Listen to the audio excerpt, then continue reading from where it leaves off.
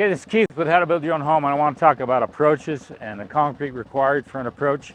Whether it's in the county or city, a lot of jurisdictions and building departments require a certain specifications on how an approach is basically poured. The reason for that is because they have concrete trucks, fire trucks, garbage trucks, all kinds of heavy utility equipment that needs to be able to pull in and back out of just the approach.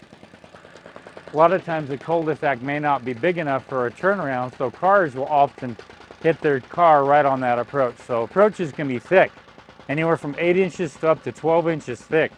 And below that has to be typically a city grade road base. This is called city spec or city grade road base. We're compacting that.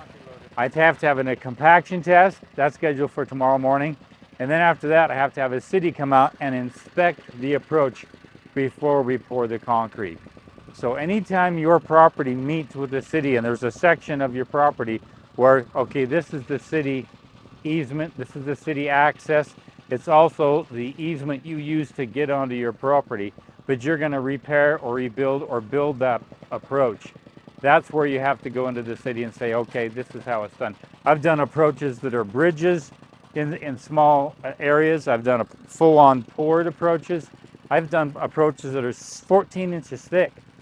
Again, it really varies. I've got to build up north in the county, and they require a culvert.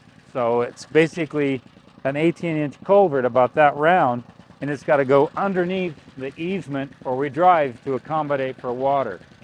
That transition between your home and the public utilities or the public street, that's where you have to meet up with your building department.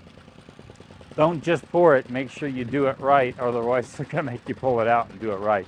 Right now we're compacting, getting it ready, ready to go, and we'll pour this next week. I've got a post that, please subscribe to the channel because there's a lot of new information coming up. But we've got this scheduled for next week for a pour. This is Keith Kels with How to Build Your Own Home.